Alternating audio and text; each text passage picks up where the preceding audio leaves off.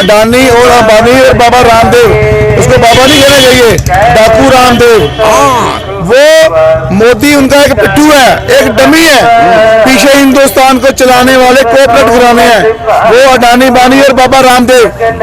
आप बात करें जब से बीजेपी आई है, कोई हिंदुस्तान जहाँ किसी भी राज्य का, कोई भी राज्य हो, पंजाब हो, हरियाणा हो, वेस्ट बंगाल, कोई भी हो, किसी भी किसान के हित में, जहाँ मजदूर के हित में, जहाँ किसी भी उद्योग के हित में बीजेपी ने, मौजूदा प्राइम मिनिस्टर ने कोई अच्छा कदम उठाया?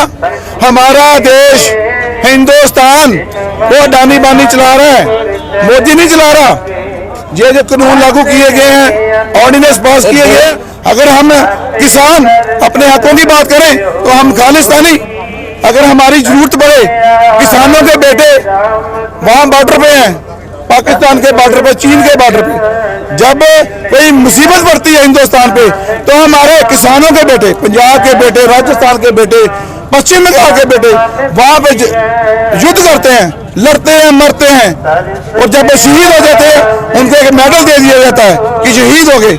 अगर आप किसान, उसी बेटे का बाप किसान आज अगर अपने हक की बात करे तो वो गलत है। आज इसकी बदौलत किसान यहाँ पे सड़कों पे खड़ा है। किसान जो है, किसान इस बिल को समझ नहीं पा रहे, ये सरकार कह रही है। आपका क्या कहना, आपको समझ में आया कि उसको समझ में नहीं आया? ये सवाल किया भी किसान समझ नहीं पा रहा, इसका जवाब ये है, हमारे बच्चा 5 साल का है वहाँ, तो बुजुर्ग 90 साल 100 साल तक वहाँ है। किसी से भी पूछ लेना भी जो ये कहता है किसान की आमदन दुगनी हो जाएगी, हमें बताए। पहली बात, इसने 22 चीज़ों पर MSP दी है। हमें मक्की का रेट क्या मिला? 650 रुपये रेट फिक्स है MSP का, 1850 रुपये, 1850 रुपये, 1850 रुपये रेट, 1800 रुपये मक्की का रेट, तो हमें भाव मिला 650 रुपये। जो यूपी और बिहार का है उसका क्या हाल है? 700-800 रुपये, 1000 रुपये धान खरीदा जाता है, ये पंजाब में 1888 रुपये बेचा जाता है। किसको मिला? जो व्यापारी है, व्यापारी को मिल रहा है सब कुछ।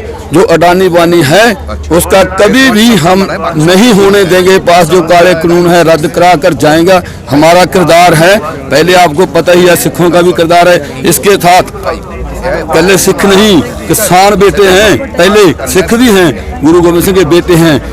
उसके साथ सब भारत के किसान लोग जुड़ चुके हैं। बात ये है, मोदी जितना मर्जी जोर लगा ले, झूठ सबांग बोल ले, पर हम एक जो कानून है लागू नहीं होने देंगे, इसको रद्द करा कर ही जाएंगे। थोड़ा सा भी बताएं, जैसे झूठ अपन सब लोग कह रहे हैं कि मोदी झूठ बोल रहा है, ये किसान जो बिल है इसमें 2-3 झूठ बता पाएंगे? क्या क्या बोल रहा है? झूठ तो पहले बता ही दिया आपको। जो MSP है ये कह रहे हम पक्की कर देते हैं, 22 पर के पक्की है, 2 दान और गेहूं को छोड़कर जो 20 है उसकी MSP देता है मोदी, बोले इसमें झूठा है। दूसरी बात, किसान की फसल है, किसान तय करेगा। दूसरी बात, ये वो जब हमको किसी जरूरत की चीज की लोड़ नहीं है, हमसे धक्के से कैसे बनवाएगा? ये सोचे जो एक बारी MP बन जाता है, MLA बन जाता है, उसकी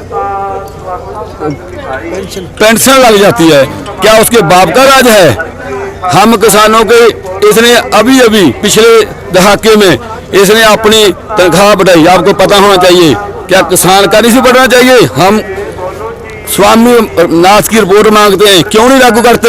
जो हमारा जब 2014 में आया था, बोलता था मैं किसानों का, वीडियो है हमारे पास। ये कह रहा है कि स्वामीनाथन आयोग की रिपोर्ट मैंने लागू कर दी। झूठा, कहाँ लागू कर दी? हमारा 7200 रुपया कणक का रेट बनता है स्वामीनाथन की रिपोर्ट से।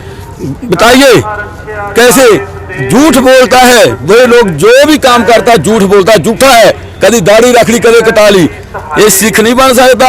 कभी कुछ बोल देता है, कभी एक बात भी इसकी सच्ची बता दो। आप बताओ, तुम पत्रकार हो, इसके क्या सच्चा काम किया तुम? हम सभी किसानों को ये बात बतानी चाहिए, जो झूठा बंदा है। सभी किसान दिल्ली में पहुंचे, जैसे 30 दिन से पहले लोग रह रहे हैं। जो कल को 29 तारीख की मीटिंग है, उसमें हाँ या ना क्या जवाब है।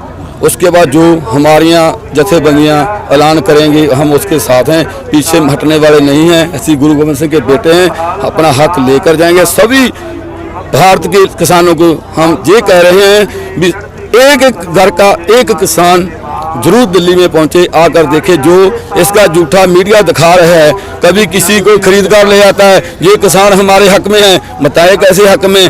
कोई हक में नहीं है किसान। देखो कितनी ठंड है। मुगल और मोदी, मुगल का नाम मम्मा, मोदी का नाम मम्मा, आगे लग गया।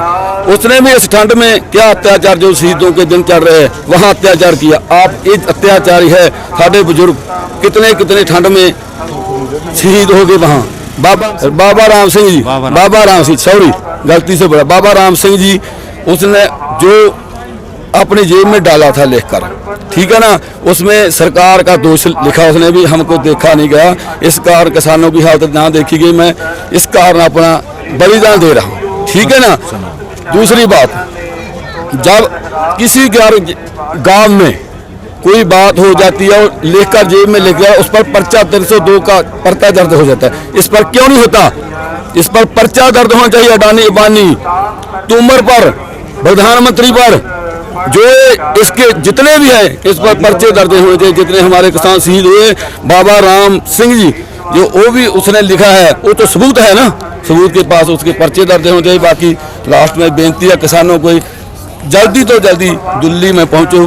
कल हमारे रवि खालसा ऐड वाले, ठीक है जी, उसको आज जी न्यूज़ ने आज उसको एज ए टेररिस्ट बताया है। पूरे हिंदुस्तान में कहीं भी बाढ़ आए, कहीं भी कोई दुविधा हो जाए, वो सिख होके कहीं भी मुसलमान पे आए, हिंदू पे आए, वो वहाँ पहुँचता है कि नहीं? आप पत्रकार हैं तो क्या उसको वो टेररिस्ट बोल रहे हैं? शर्म आनी चाहिए इनको, शर्म आनी चाहिए गोदी मीडिया वालों को। एक कोठे की तोफ़ाइफ और बिका हुआ पत्रकार एक समान है। लेकिन मैं कोठे की तोफ़ाइफ को ज़्यादा चीज देता हूँ। वो अपना नाच गाना चला के अपना पेट बांटती है, तो देश को बेच के अपना घर चला रहे हैं। शर्म आनी चाहिए इनको, गोदी मीडिया को। वो जो सुधीर चौधरी है, कुत्ता मोदी का कुत्ता है, वो क्या बोलता है किसानों के बारे में? टेररिस्ट बोलते हैं उसको। बोला तेरे भी बच्चे हैं, तेरा माँ बाप, तेरी फैमिली है, तू किसान का ही अन्न खाता है ना?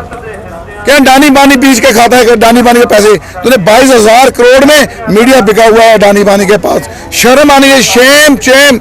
गोदी मीडिया मुर्दाबाद, मुर्दाबाद, मुर्दाबाद। गोदी मीडिया मुर्दाबाद, मुर्दाबाद, मुर्दाबाद। जो हमारा खालसा एड और रवि है, एक सिख है, गुरु गोविंद सिंह महाराज का बेटा है। उसके दिल में दर्द है हिंदुस्तान के लिए, पंजाब के लिए नहीं, हिंदुस्तान के लिए। और क्या बोलते हैं उसको यार, ऐसे टेररिस्ट है। शर्म आनी चाहिए। कीड़े पड़ेंगे गोदी मीडिया को, कीड़े। मोदी के चमचे जो है वो बता रहे हैं, मोदी बता रहा है भी वहाँ लंगरों के लिए पैसा कहाँ से आ रहा है। हमारे बात सुनिए, जो गुरु नानक देव जी ने 20 रुपए का लंगर चलाया था 550 साल पहले, वो वहाँ चल रहा है। उसने गुरु नानक देव जी ने कहा था, नाम जपो वंड छको, किरत करो नाम जपो वंड छको। वहाँ जो किरत कर कर वहाँ लिया जाता है, किसानों की किरत का लंगर चलाया जाता है। वंड जहाँ जब 26-27 तारीख से हम जहाँ ऐसे ना, जिसने हमारे गोला फेंका, बछाड़ो, पानी की मारियाँ, डंडे मारे, वो भी वहाँ लंगर छकता है। हमें खुशी होती है कि वो साडा किरदार है। जो भी वहाँ लंगर छकेगा हमें खुशी होगी। मोदी भी आए लंगर छके, हमको खुशी होगी। जो अपना दूसरा पक्ष है ये बोलता है पैसा कहाँ से आता है, किसानों की किरत का पैसा आता है। लॉकडाउन में सिखों ने कितना लंगर चलाया, वहाँ कहाँ सरकार मर गई थी? कितना सरकार ने लंगर चलाया, ये आप बताए। कितने कितने इसने घोटाले किए हैं। केरला फ्लड है, वहाँ भी सिखों ने जाकर सभी जगह हिंदुस्तान में पूरी मदद की।